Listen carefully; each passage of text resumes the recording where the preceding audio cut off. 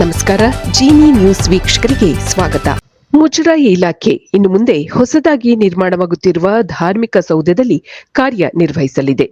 ಮುಜರಾಯಿ ಇಲಾಖೆಯ ಕಚೇರಿಗಳು ಬಾಡಿಗೆ ಕಟ್ಟಡದಲ್ಲಿದೆ. ಅಲ್ಲದೆ ಅಲ್ಲಿ ಸೂಕ್ತ ಸ್ಥಳಾವಕಾಶ ಇಲ್ಲ. ಹೀಗಾಗಿ ಧಾರ್ಮಿಕ ಸೌಧ ನಿರ್ಮಿಸಿ ಎಂದು ಅಖಿಲ ಕರ್ನಾಟಕ ಅರ್ಚಕರ ಆಗಮಿಕರ ಹಾಗೂ ಉಪಾಧಿವಂತರ ಒಕ್ಕೂಟ ಹಿಂದಿನಿಂದಲೂ ಒತ್ತಾಯಿಸುತ್ತಾ ಬಂದಿತು. ಮುಜರಾಯಿ ಸಚಿವ ರಾಮಲಿಂಗಾರೆಡ್ಡಿ ಅವರು ಸಕಾರಾತ್ಮಕವಾಗಿ ಸ್ಪಂದಿಸಿರುವ ಪರಿಣಾಮ ಮುಜರಾಯಿ ಇಲಾಖೆಗೆ ಸ್ವಂತ ಕಟ್ಟಡ ದೊರೆಯಲಿದೆ. ಬೆಂಗಳೂರಿನ ಹೃದಯ ಭಾಗದಲ್ಲಿ ಹೊಯ್ಸಳ ಶೈಲಿಯಲ್ಲಿ 4 ಅಂತಸ್ತಿನ ಭವ್ಯ ಕಟ್ಟಡವನ್ನು ಮುಜರಾಯಿ ಇಲಾಖೆ ನಿರ್ಮಿಸಲಿದೆ. ಆಧುನಿಕ ಹಾಗೂ ಪಾರಂಪರಿಕ ಲಕ್ಷಣವಿರುವ ಈ ಧಾರ್ಮಿಕ ಸೌಧ ಬೆಂಗಳೂರಿನ ಆಕರ್ಷಣೀಯ ಕೇಂದ್ರ ಬಿಂದುವಾಗಲಿದೆ. ಹಿಂದೂ ಧಾರ್ಮಿಕ ಹಾಗೂ ಧರ್ಮಾದಾಯ ದತ್ತಿಗಳ ಇಲಾಖೆಯ ಕಚೇರಿಗಳು ಸದ್ಯ ಮಿಂಟೋ ಆಸ್ಪತ್ರೆ ಎದುರುಗಡೆಯ ಬಾಡಿಗೆ ಕಟ್ಟಡದಲ್ಲಿದೆ. ಧಾರ್ಮಿಕ ಸೌಧ ನಿರ್ಮಾಣಗೊಂಡ ಬಳಿಕ ಮುಜರಾಯಿ ಇಲಾಖೆಯ ಎಲ್ಲಾ ಕಚೇರಿಗಳು ಈ ಹೊಸ ಸೌಧಕ್ಕೆ ಸ್ಥಳಾಂತರಗೊಳ್ಳಲಿದೆ. ವಿಧಾನಸೌಧ ಹಾಗೂ ಕೆಆರ್ ಸರ್ಕಲ್ ಮಧ್ಯೆ ಇರುವ ಬಹುಮಹಡಿ ಕಟ್ಟಡದ ಎದುರುಗಡೆ ಮುಜರಾಯಿ ಇಲಾಖೆಗೆ ಸೇರಿದ ರಾಮಾಂಜನೇಯ ದೇವಸ್ಥಾನವಿದೆ. ಇಲ್ಲಿ ಒಟ್ಟು 26 ಗುಂಟೆ ಜಮೀನು ಇದ್ದು 6 ಗುಂಟೆಯಲ್ಲಿ ದೇವಸ್ಥಾನವಿದೆ. ಉಳಿದ 20 ಗುಂಟೆಯಲ್ಲಿ 10 ಕೋಟಿ ವೆಚ್ಚದಲ್ಲಿ ಧಾರ್ಮಿಕ ಸೌಧ ನಿರ್ಮಿಸಲು ರಾಜ್ಯ ಧಾರ್ಮಿಕ ಪರಿಷತ್ತು ನಿರ್ಧರಿಸಿದೆ.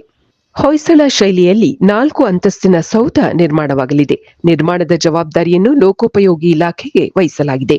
ನೆಲಮಹಡಿಯಲ್ಲಿ ವಾಹನಗಳ ನಿಲುಗಡೆಗೆ ವ್ಯವಸ್ಥೆ ಇರಲಿದೆ. ಮೊದಲನೇ ಮಹಡಿಯಲ್ಲಿ ನ್ಯಾಯಾಲಯ ಸಭಾಂಗಣ, ಆಯುಕ್ತರ ಕಚೇರಿ, ಸರ್ವೆ ವಿಭಾಗ, ಇಲಾಖೆಯ ಕೇಂದ್ರ ಸ್ಥಾನ ಸಹಾಯಕರ ಕಚೇರಿಗಳು ಇರಲಿವೆ.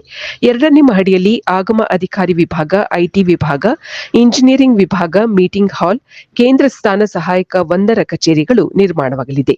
3ನೇ ಮಹಡಿಯಲ್ಲಿ ತೆರೆದ ಕಚೇರಿ ಸಭಾಂಗಣ, ಅಧೀಕ್ಷಕರ ಕಚೇರಿಗಳು, ಡಿಜಿಟಲ್ ಗ್ರಂಥಾಲಯ, ದಾಖಲೆಗಳ ಕೊಠಡಿಯನ್ನು ನಿರ್ಮಿಸಲಾಗುತ್ತದೆ ಹಾಗೂ 4ನೇ ಮಹಡಿಯಲ್ಲಿ ಆಡಿಟೋರಿಯಂ ಇರಲಿದೆ ಎಂದು ಧಾರ್ಮಿಕ ದತ್ತಿ ಇಲಾಖೆಯ ಅಧಿಕಾರಿಗಳು ತಿಳಿಸಿದ್ದಾರೆ. ರಾಮಾಂಜನೇಯ ದೇವಸ್ಥಾನದಲ್ಲಿ ಕಾರ್ಯನಿರ್ವಹಿಸುತ್ತಿರುವ 2 ಅರ್ಚಕರಿಗೆ 2 ಬೆಡ್ರೂಮ್ನ ಮನೆಗಳನ್ನು ಕೂಡ ಪಕ್ಕದಲ್ಲಿಯೇ ನಿರ್ಮಿಸಲಾಗುವುದು. ದೇವಸ್ಥಾನದ ಮುಂದೆ ಇರುವ ಯಾಗಶಾಲೆ ಹಾಗೂ ಪಾಕಶಾಲೆಗಳನ್ನು ನವೀಕರಿಸಲಾಗುವುದು ಎಂದು ಅಧಿಕಾರಿಗಳು ಮಾಹಿತಿ ನೀಡಿದ್ದಾರೆ. ಕಾವೇರಿ ಜಲಾನಯನ ಪ್ರದೇಶದಲ್ಲಿ ಮಳೆ ಪ್ರಮಾಣ ಹೆಚ್ಚಾದ ಕಾರಣ ಕೆಆರ್ಎಸ್ ಜಲಾಶಯದ ನೀರಿನ ಮಟ್ಟ ಏರಿಕೆಯಾಗಿದೆ. ಈ ಹಿನ್ನೆಲೆಯಲ್ಲಿ ಜಲಾಶಯದಿಂದ ನೀರನ್ನು ಬಿಡುಗಡೆ ಮಾಡಲಾಗುತ್ತಿದೆ. ಸುರಕ್ಷಿತ ಸ್ಥಳಗಳಿಗೆ ತೆರಳುವಂತೆ ಸ್ಥಳೀಯರಿಗೆ ಸೂಚನೆ ನೀಡಲಾಗಿದೆ. ಶ್ರೀರಂಗಪಟ್ಟಣ ತಾಲೂಕಿನ ಕೃಷ್ಣರಾಜಸಾಗರ ಜಲಾಶಯ ಭರ್ತಿಯಾಗಿದೆ. ಜಲಾಶಯದಿಂದ ಸೋಮವಾರ ಸಂಜೆ 5,000 ಕ್ಯೂಸೆಕ್ ನೀರನ್ನು ನದಿಗೆ ಹರಿಬಿಡಲಾಯಿತು.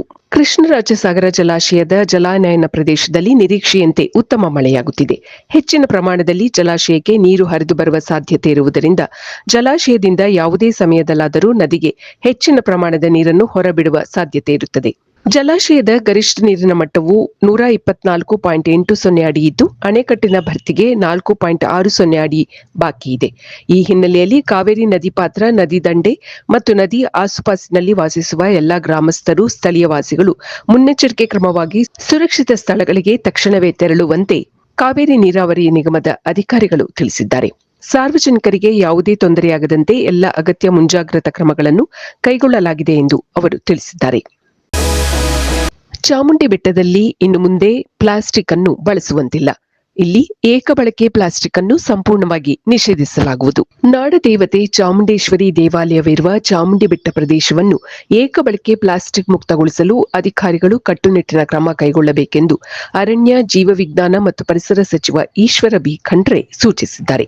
ಈ ಕುರಿತು ಅರಣ್ಯ, ಪರಿಸರ ಇಲಾಖೆಯ ಹೆಚ್ಚುವರಿ ಮುಖ್ಯ ಕಾರ್ಯದರ್ಶಿ, ಅರಣ್ಯ ಪಡೆ ಮುಖ್ಯಸ್ಥರು ಮತ್ತು ಪರಿಸರ ಇಲಾಖೆಯ ಪ್ರಧಾನ ಕಾರ್ಯದರ್ಶಿಗೆ ಲಿಖಿತ ಸೂಚನೆ ನೀಡಿದ್ದಾರೆ ಸಚಿವರು. ಆಷಾಢ ಶುಕ್ರವಾರ ಹಾಗೂ ಆ ಮಾಸದಲ್ಲಿ ಬೆಟ್ಟಕ್ಕೆ ಹೆಚ್ಚಿನ ಸಂಖ್ಯೆಯಲ್ಲಿ ಜನರು ಬರುತ್ತಾರೆ. ಈ ವೇಳೆ ಬೆಟ್ಟದ ಮೇಲಿರುವ ಯಾವುದೇ ಮಳಿಗೆಯಲ್ಲಿ ಪ್ಲಾಸ್ಟಿಕ್ ಕ್ಯಾರಿ ಬ್ಯಾಗ್ ಬಳಕೆ ಆಗದಂತೆ ಕಟ್ಟೆಚ್ಚರ ವಹಿಸಬೇಕು ಎಂದು ಅವರು ತಿಳಿಸಿದ್ದಾರೆ. ಮೈಸೂರು ನಗರವನ್ನು ಏಕಬಳಕೆ ಪ್ಲಾಸ್ಟಿಕ್ನಿಂದ ಮುಕ್ತಗೊಳಿಸುವಂತೆ ಮುಖ್ಯಮಂತ್ರಿ ಸಿದ್ದರಾಮಯ್ಯ ಅವರೇ ಘೋಷಿಸಿದ್ದಾರೆ. ಆದರೂ ನಗರದಲ್ಲಿ ಏಕಬಳಕೆ ಪ್ಲಾಸ್ಟಿಕ್ ದಾಸ್ತಾನು, ಸಾಗಾಟ, ಮಾರಾಟ ನಡೆಯುತ್ತಿರುವುದನ್ನು ಸರ್ಕಾರ ಗಂಭೀರವಾಗಿ ಪರಿಗಣಿಸಿದೆ.